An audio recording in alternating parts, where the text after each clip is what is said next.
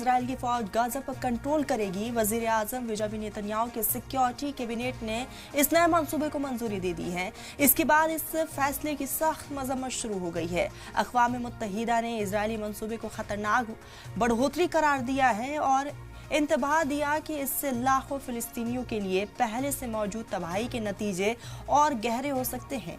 UN security council इतवार को इस मंसूबे पर चर्चा करेगी।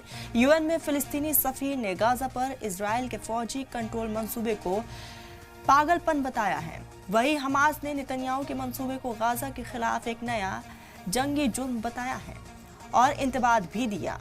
ये फौजी कार्रवाई इजराइल को भारी पड़ेगी। ईरान की वजारत खारजा के तर्जुमान इस्माइल बखाई ने कहा है कि इजराइल का मंसूबा गाजा की कौमी सफाई और फिलिस्तीनियों के खिलाफ नस्लकुशी के इरादे का एक साफ सबूत है। अमेरिका ने इजराइल के ऐलान पर खुलकर कोई भी रद्द अमल नहीं दिया है। सदर ट्रंप ने कहा है कि गाजा में आगे क्या कहना है, क्या करना है, ये इजराइल को छोड़ दिया गया है।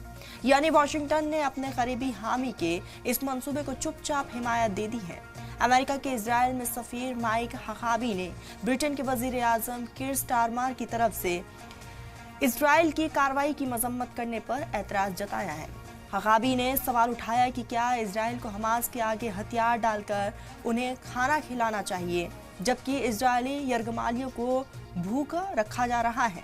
दूसरी तरफ जर्मनी ने इजराइल को हथियार की सप्लाई रोक दी है, ये कहते हुए कि वो गाजा में इस्तेमाल हो सकते हैं। इस पर नाराजगी जताते हुए नेतन्याहू ने कहा है कि जर्मनी हथियार पर पाबंदी लगाकर हमास को इनाम दे रहा है। इजरायली फैसले की मुखालिफत में जर्मनी के साथ साथ डेनमार्क ने भी इसकी मजम्मत की है। डेनमार्क ने इजराइल से इस फैसले को बिला तारीख वापस लेने के लिए कहा है।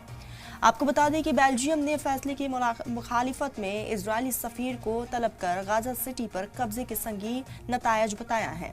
सऊदी अरब ने गाजा पर कंट्रोल की इजरायली कोशिश की सख्त अल्फाज में मजम्मत की है।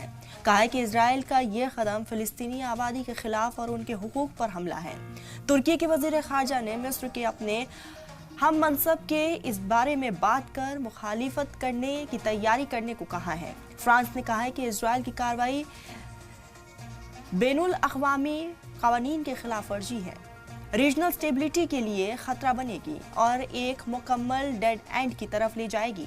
उधर कनाडा के वजीर आजम मार्क कार्नी ने दोहराया कि उनका मुल्क अगले महीने यूएन जनरल असेंबली में ब्रिटेन और फ्रांस के साथ मिलकर फिलिस्तीन को एक रियासत के तौर पर मंजूर देगा।